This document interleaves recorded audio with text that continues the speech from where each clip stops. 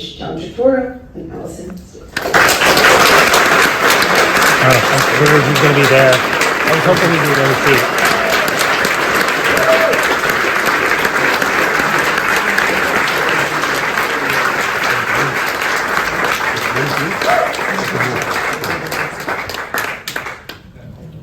Hello.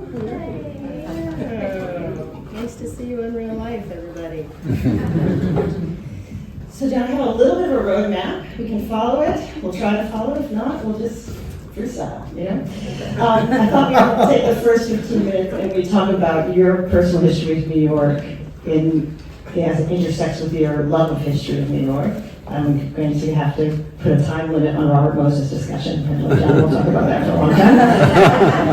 Then we'll talk about a movie or two from each decade of yours that touches New York. And then I wanted to ask you a few questions that intersect with the anniversary exhibition. That was my plan.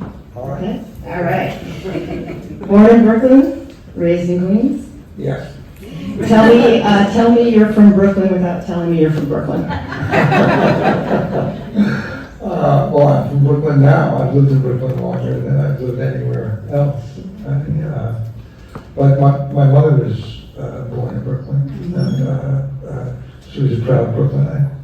And I was born there, but then I grew up in Hollis, and then Rosedale, Queens. Mm-hmm. And so I grew up in the country of Queens. That's what Chris Walken says. My country, Queens. Because just mentally, it's very far away from Manhattan, and emotionally. You lived in a garden level apartment at one point, In Hollis, and you all shared a room. My mother, my father, my older brother Ralph, and me, we all lived in the same bedroom, and I slept in the crib until I was 5 years old. I was way too big for the crib, and I used to like jump up.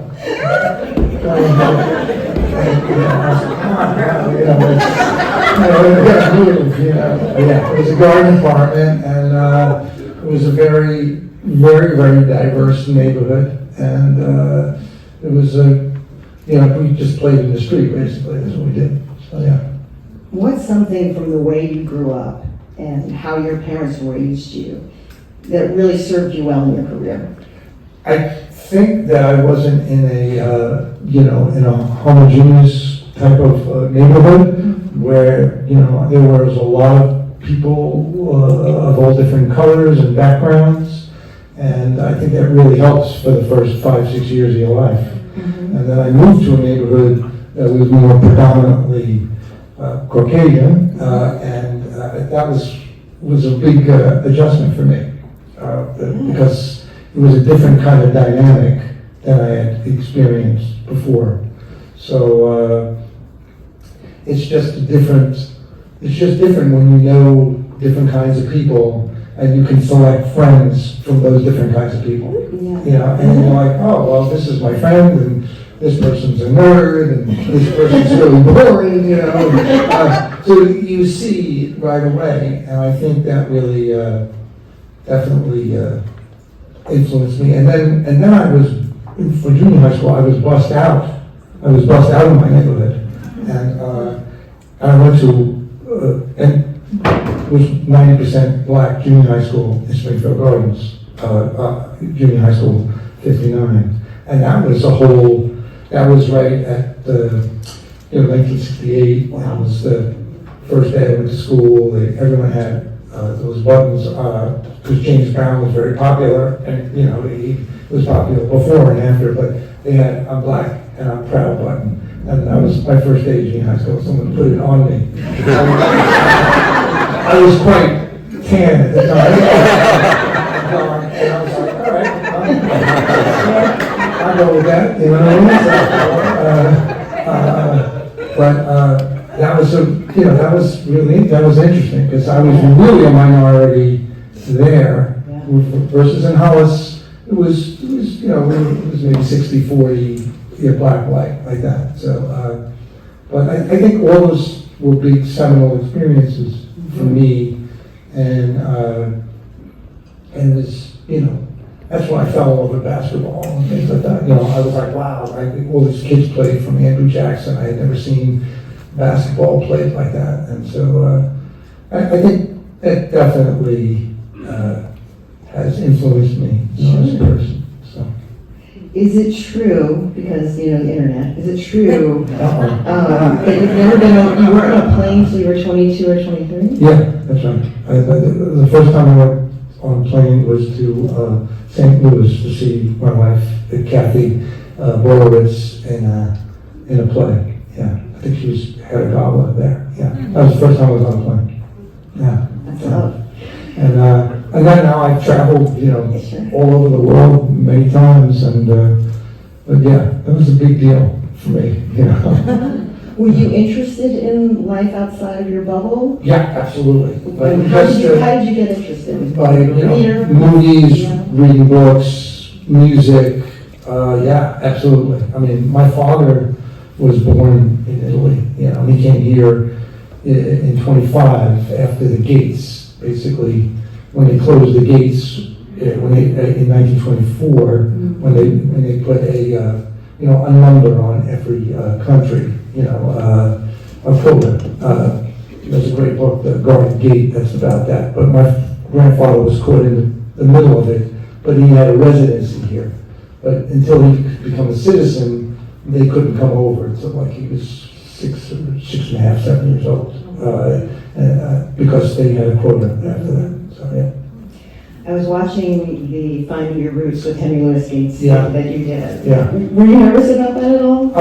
No, I love history, Yeah. but it was for almost everyone who was on the show, it's an emotional thing, Yeah. and there's lots that we couldn't have, and that they asked, do you want to, do you want us to share these upsetting things? And I said, yes, I do.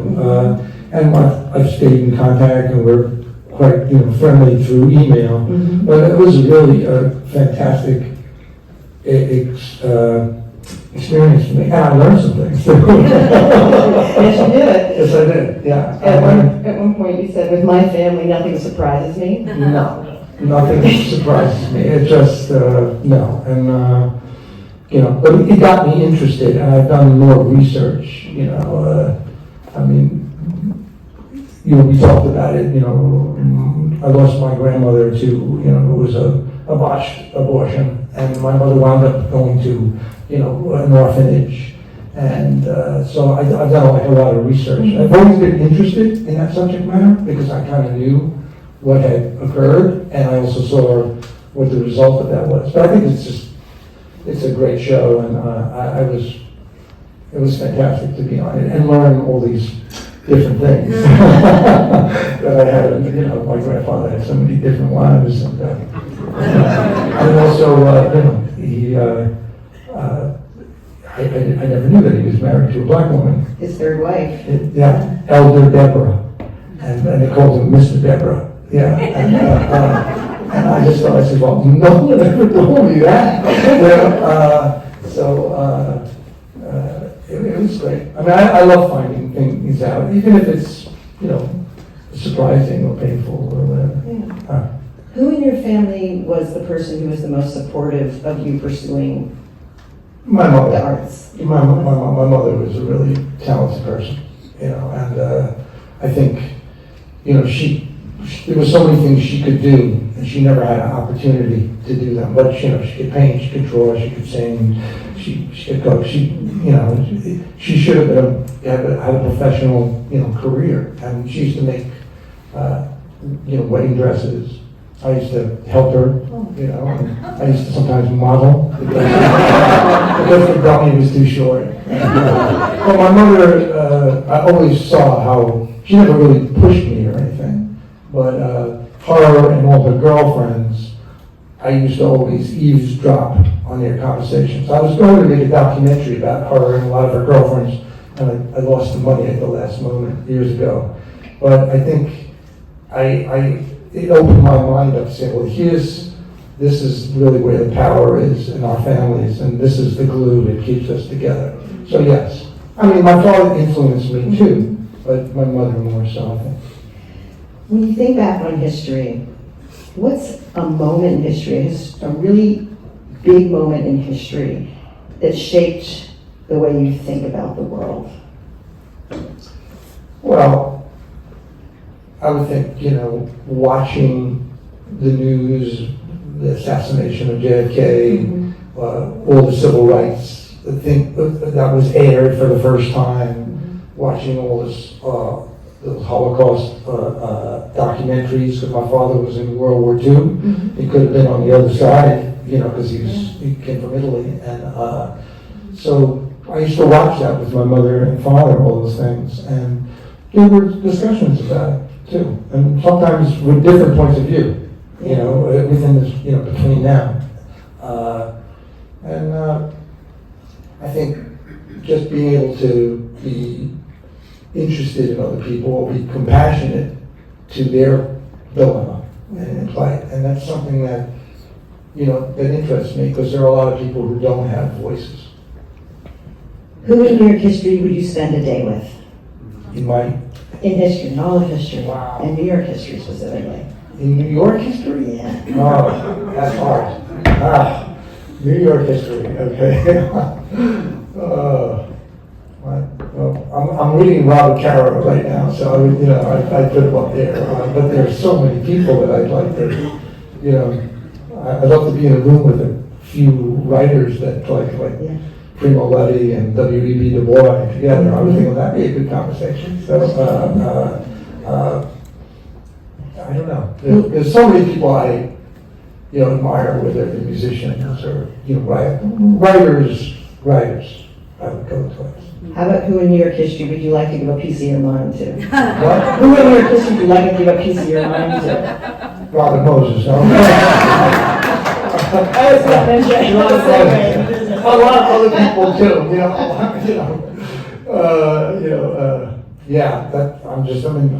Your wife says you gasp. I'm reading the Power Broker finally. It's just an amazing book of how someone can be an idealist and become such a dictator, can be so brilliant and become so despicable as a human being, and you're watching a brilliant monster in a way. But I think Robert Caro, he really delineates the character of a person, and all these people become so alive.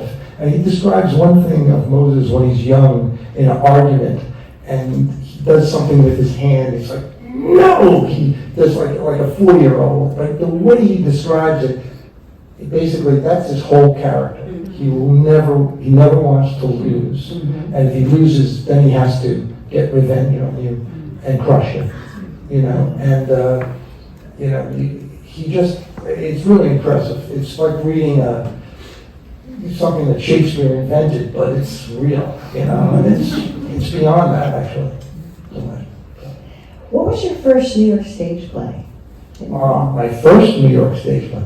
Well, I did a lot of off Broadway. That's in New York. I was in a play called, I was in a rock and roll play called, I did Waiting for Godot years later, but this was called Waiting for the Dough. It was really pornographic. It was at the West. It was crazy. And I played all these characters, and I was a substitute school teacher at the time. I taught half the year at Rice High School in Harlem, and then I taught at Our Lady Queen of Martyr in Inwood, 5th and 6th graders. And they came to see the play. It was in the New York Park. And I was grading tests, and it was like quiet hour at the end of the day. And anyway, I saw the New York Post, I opened it up, maybe this was in the morning, I don't know. And they mentioned me, I had no lines, but they said I had charisma. I was like, oh my God, I had 30 kids. And I said, they knew, I told them I do acting sometimes. I said, look, I'm in the newspaper. Look, and all of them. Almost in news, that's not you, Mrs. That's not you. You're fantasizing, basically. I know, it's really me, And, so that was one of the early plays. I did a lot of plays at Westbeth, and I did some plays that eventually one became a movie, Mac. Yeah, We'll yeah. talk about that in a minute. What was the first play you directed? Well, in college I directed a couple things, and I think I did a double at Westbeth, a Lorca play called The Love of Don Polinclin for Belisa in his garden, and on a double bill with Cavalleria Rusticana, the play by Giovanni Verga. And so they were both Spanish and an Italian writer. So it was two things that interested me. As I was going through all your different interviews about movies you made, Oh my gosh. you just drop movie references. You're a cinephile. You love film. Well, yeah, and there's a lot of film, there's a lot of countries of film that I haven't been really properly exposed to yet, too. But when I was a kid, I used to watch a lot of old movies with my parents and watch $1 Million Movie like a lot of people did, which was on 5 nights a week. But some of those old actors they're like family members to me. Even the way they walk, like Barbara Stanwyck, for example. Great Brooklynite. I love Barbara Stanwyck. But I like people who come from the theater, vaudeville, the circus, Burt Lancaster, and who are involved, like Burt Lancaster. He was involved in so many civil rights issues, and he's from Harlem, and he was in one of the settlement, the Union Street Settlement House, and there are people who they inspire me what they were able to do with their fame and notoriety. So Let's start to talk about some movies. 1980, we'll do the 80s first. Do the Right Thing. How did you and Spike Lee meet? Spike Lee saw me. I was in a John Patrick Shanley play, Danny and the Deep Blue Sea, and then John got me in this movie, Five Corners, with Jodie Foster, and I had a really great role. It wasn't that big of a hit, but a lot of people saw it, and I did a lot of crazy things in it. And Spike, I think, wanted some big name actors, and they said no to him, and then he saw me in this movie. I don't want to say who, and we met at his office, and I read the script, and as soon as I read it, I was like, oh, this is about something. Mm-hmm. And then he said, I would love for you to be in the film. And I said, okay. I said, well, what part do you want me to play? He said, well, what part do you want to play? And I said, I'd rather play, the racist brother, because I said, it's a more interesting character. Mm-hmm. So then we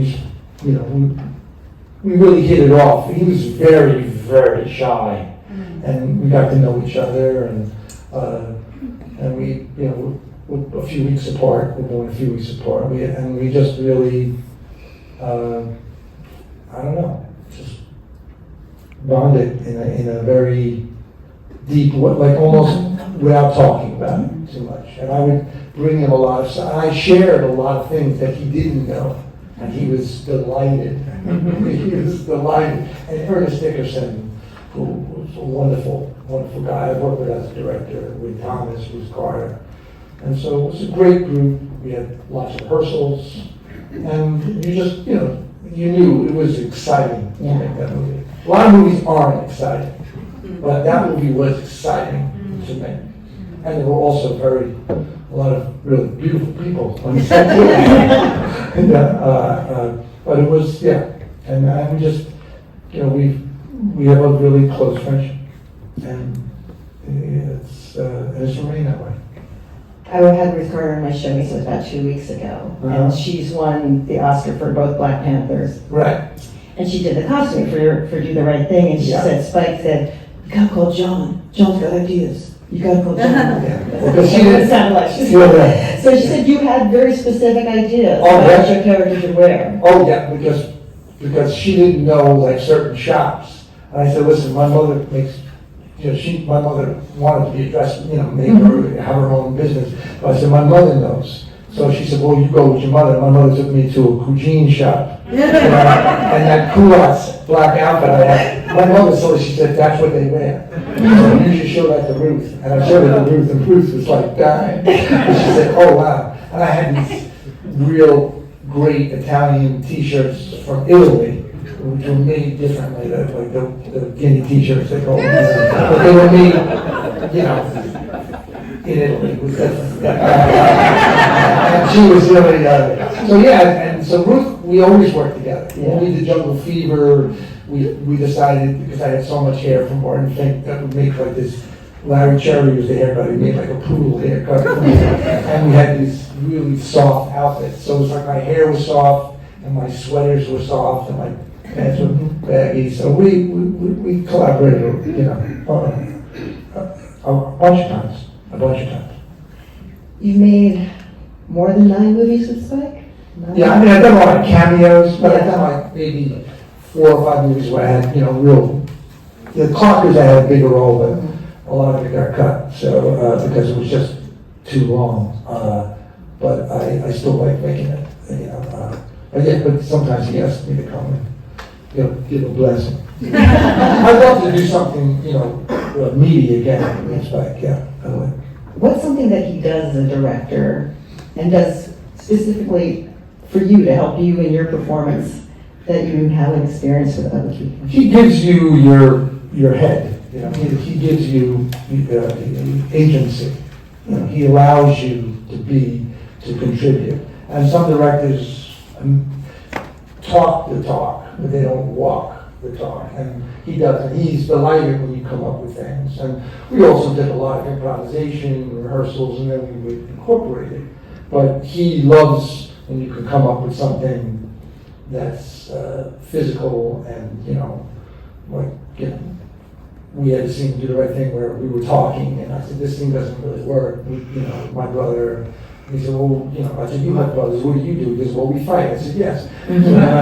So I grabbed Richard and I put him in a headlock. And I said, well, you know, this is how a brother would say, you know, I really love you, listen to me. You know what I mean? And you're strangling the guy. And, so Spike will allow you to try that. Now, maybe it doesn't work, but you feel like your unconscious starts to working. You're not monitoring yourself. So that's been my experience. I also like to make him surprised. I wanted to like that. I wanted to like him, you know. So a lot of people you don't want to. Well, they're just not receptive. Yeah. You know? They're just like saying that, like, well, that's not what I thought. Yeah, that's too bad. You're never going to get, you know, that extra, that unconscious part of yourself. And that's only because you know someone is not going to judge you, even if it doesn't work. So. Mac, it was your directorial debut, film directorial Yeah, debut? I had done a short of it to make sure I could do it. 3 brothers trying to make their own business, trying to make something. Right. What was the seed of the idea? It was my father had business, worked with his brothers. They split up. They worked together. They split up, and I thought it was a dynamic that lots of families had. Sometimes it was all dressmakers. Sometimes they were builders. And I did it as a play at the West Bath first, and then in other places 3 different times, and this short.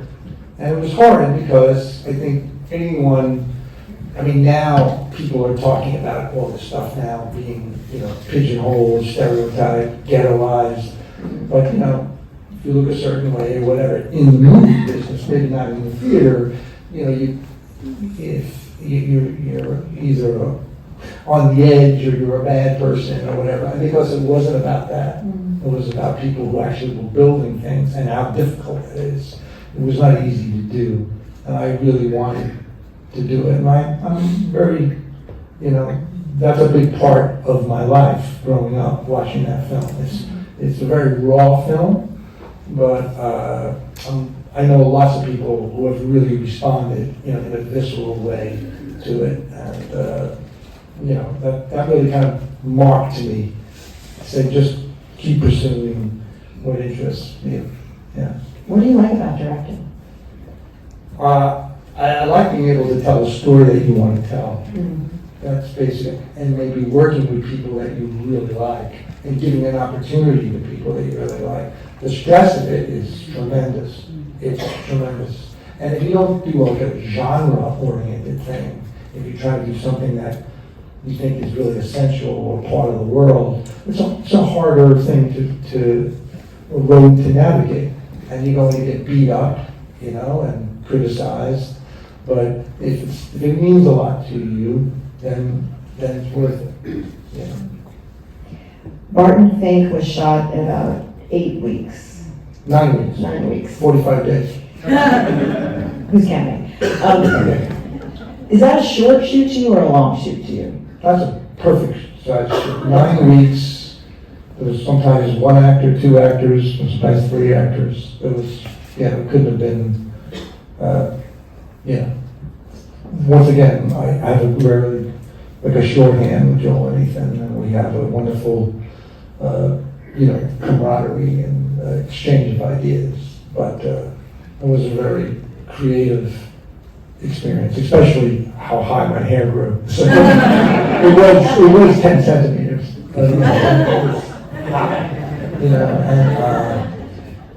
I just,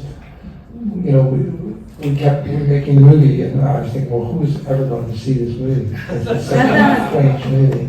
And I'd scenes with wallpaper, so. But they're really, like Spike, they're 2 of the best people, like, just as human beings. And so I would do whatever for them. And I have. We're folded into the category, and you have. And I have, yeah. Well, I've shaved my head, I've licked bowling balls, I've groveled on the ground,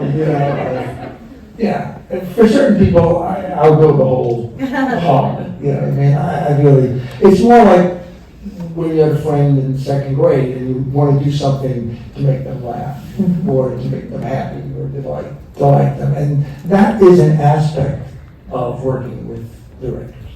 Or working with other people. And I think either you're a people person, you like people. There are a lot of people in my business that don't like people. They just like what they think, but that's part of, I've worked with those people. In the old days when it was pretty abusive. Really abusive. Physically abusive. It was just like, but then you learn to say, okay, well, the worst they can do is fire me, and I'm going to speak up. Learn to do that. So. At this point in your career, what does a role need to have for you to take it? Well, you're always reinventing yourself and trying different things and stuff. So when I did something like The Night Of, for example, that was a great role. It was beautifully written. Great cast. And it was about something. And it really moved me being in that. I felt like I spent a lot of time doing research for that, and with successful lawyers, unsuccessful lawyers. And I just thought, well, this is something that I could get lost in. And that was challenging. I like to do things that maybe I haven't done before. When you've done a lot of things, it starts to go, well, you're looking around and what haven't I done yet? And so this fall I'm going to do this Philip Roth adaptation, and I feel like he's never really been done in his words. I did work with him when I was a young actor. He selected me to work with him on a one-man show of Portnoy's Complaint. And I did a reading of it, and I worked with him alone. And then we didn't do it for a lot of reasons, but I've always wanted to do something of his. And he was very helpful when I was doing this Primo Levi project, La Tregua, The Truce. He knew Primo Levi, did a great interview with him, and he was very insightful. So I'm looking forward to my encounter with him, undiluted. Undiluted. And that's going to be on the stage. Yeah, I'll be on stage. let's do the 2000s, Romance and Cigarettes. This is a wild movie. Well, yeah, And I mean that as a compliment. So, the cast was James Gandolfini, right. Susan Sarandon, Steve Buscemi, Bobby Cannavale, and Christopher Walken. And Kate Winslet in a red wig and a red latex numbered Yeah. dancing. Well, Singing, they're dancing garbage men. but to me, it's like, right, that movie to me is as personal as Mac. It's basically, you know, working class people of all different kinds of people with, you know, we all have our own musical encyclopedia and our musical transportation and an escape from life. And the Dennis Potter says the potency of cheap music, you know, or popular music. And so I thought, well, how am I going to tell this story? And I thought, well, maybe they'll sing along to their own private soundtrack. But there were things in that movie that's exactly, you know, I would say, well, if you want to know something about me, you know, watch Caitlin Winslet and James Gandolfini. You know, I thought of it as Charles Bukowski writing The Honeymoon as a musical. And to me, that was very close to the way I grew up. You know, I feel like there's poetry that kind of seeps through, and I felt really unconscious. And I mean, I think if the movie would have come out, if United Artists hadn't been sold, you know, we tested it, I think it would have done, you know, way, way better than it did do, because we got stuck in litigation. But I feel that, you know, there's something about that movie that, you know, I love Fellini too, but it was my sort of unconscious, you know, version of the life that I grew up around, you know, and, you know, I knew lots of people wanted to be James Brown, you know what I mean? So when Bobby kind of always things out there, it's like, you know, that was, everyone had a band in the backyard, you know, everyone was, you know, and I had to get the rights to these songs. I wondered about, and I Oh my think it's God. built for a comeback though. This movie, Yeah. I'm gonna start it. Okay, I think it's, listen, I think it's one of the best things Kate Winslet, I mean, she's amazing in it. And, you know, I showed her Anne Margaret and Tina Turner in Tommy. I said, look at these ladies. I said, that's what I want from you. I said, you know, and we did the craziest kind of acting exercises, and, you know, she's unleashed. And she's unleashed. James Gandolfini was, may he rest in peace, he was really intimidated by her. He was like, man, she's scary. And James is, I mean, Yeah. he's just a beautiful, you know. I always told him, I said, I saw him as like a big Italian woman. And he didn't take that very well. He was really upset about it. But he's such such great chemistry with every woman in the film. I said, well, obviously you have sisters, you know, so you just, so yes, well, thank you. That's really that's really Watch it. Yeah,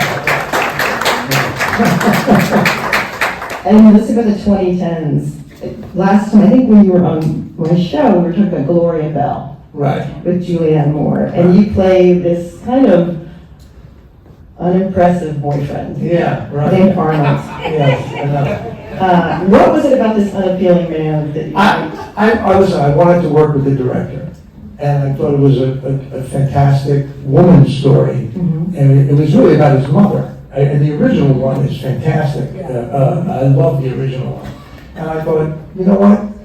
There are times you do it for the role, there's times you do it for the subject matter, and the people who are involved. And that's important to me, too, to do that, and not just kind of talk that, but to do it, to do certain things. And I think there's just, you know, so much violence in the world, and that sometimes when someone's trying to do something different and has this gentleness and it was very complicated, I thought it would be good to support that. And I loved working with Julianne. She's wonderful. watching our time. Okay. Time. Used to that because she has a show. Yeah. The Batman, Well, Carmine Falcone. I'm a Batman fan, so I was a little put off by some of the violence and stuff, but they said they would do it in a subtle way. I said, okay, as long as we don't see it, I don't want to do certain things. I really don't want to do certain things. I have an aversion to them.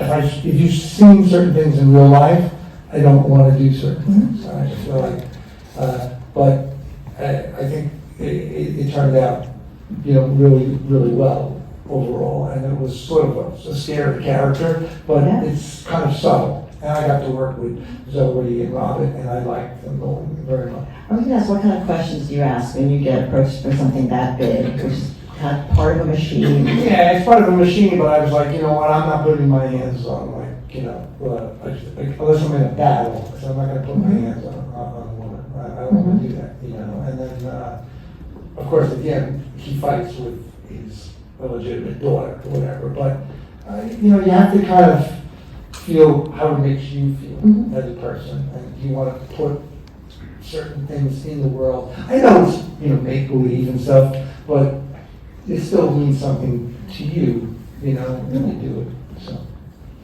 Let's talk about the exhibition a little bit. Yeah. It's so great, some of the themes. One of the themes is about our spaces and our urban spaces and the stories that are told in our spaces. What's a New York City block that you love or you have a great feeling about?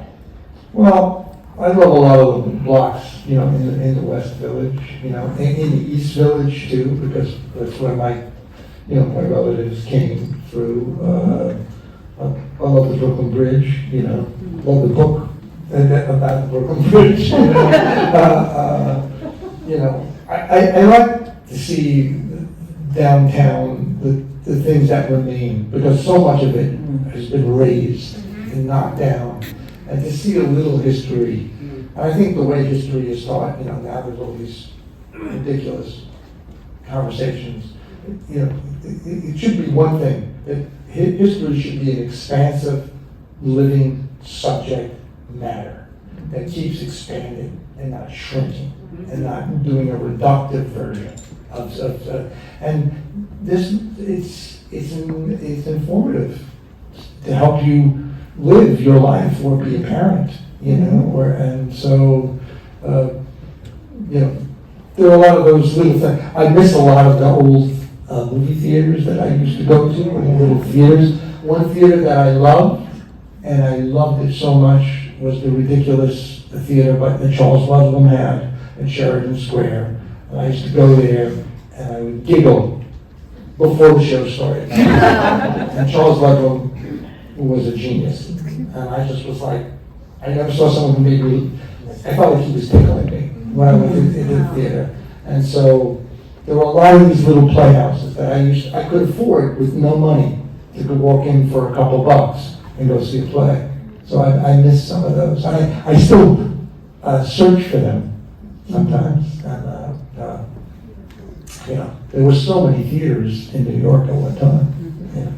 So. Home is a part of the exhibition. Tell us a great New York City apartment story. Everybody's got a good apartment story. Well, I lived in a studio apartment. I don't know if I have a great story. I know how I got that apartment. I looked at, I went to a realtor, and another person was looking at it too. And I realized who's going to get to the apartment first. I knew right away. I had sneakers on. I'm beating this person. This is a 4th floor walk up, and I ran like a demon. I beat them. I'll take it. So I was on East 73rd Street, between 1st and 2nd Avenue. Yeah. But I never had, my friend had the bathtub in the kitchen, I always wanted that. I don't know. The idea of doing your dishes over the bathtub is I don't know, there's something very charming about it. Yeah. I like old buildings, I do. Do you have a favorite park or common space in the city that you like? Well, we use Prospect Park a lot because we go there. But, you know, Central Park, I mean, obviously too, but Prospect Park is, I've shot in there, in some of my movies. I've also shot in Greenwood Cemetery too, so, you know, I love being able to walk to work. That's fantastic. That's fantastic. You know, I love it. But you don't want to shoot in Prospect Park at night, because then other people come out, like the little people. And I'm a little like squeamish. I'm not very brave. I have PTSD. It triggers me. I'm like, ah! Can't do it. Yeah. I'd rather have it be eaten by a lion.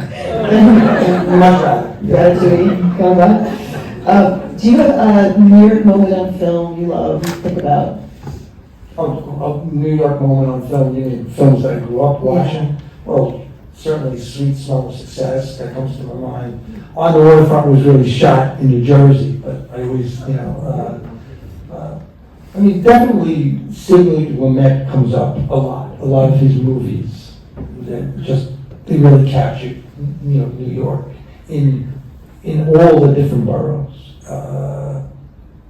But when I see some of these old actors, you really, you hear the sounds of, like, you see James Cagney, you go, oh, well, he grew up, you know, in Germantown, and you just see old New York, you know, in a way. And so, yeah.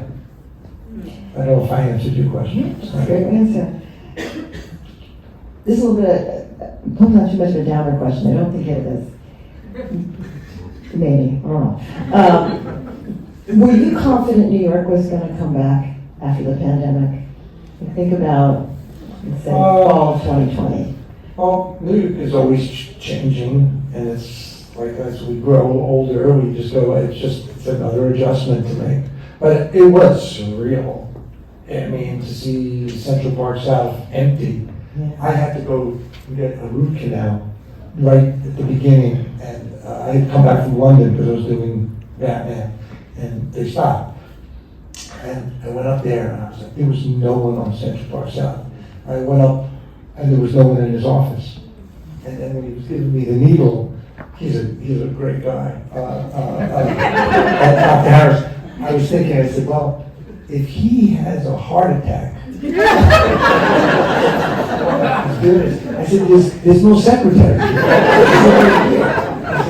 I don't know how to deal with it. I was thinking about all this stuff, like dying on you know, I said, everything's in good shape. But all these things go through your mind. Did I think it would come back? I think, you know, I don't think it's come back, you know, completely, you know, but I think the trains, you know, I wear a mask on the trains, I still do that, but, you know, it's come back before, you know, and it reinvents itself. I really hope that they can find a way that people can live in New York, because by pricing everyone out, it changes the whole, you know, tapestry of it, and that you lose so very much. I really think that. So. Anything you want to say before we wrap up? I didn't ask you that, or any other films you want to talk about? No, I just hope to, you know, that they don't put me out to pasture. I hope to do some more interesting, good things. And it's a pleasure to be here. It's a great museum, and it's a pleasure to speak with you. So, thank you.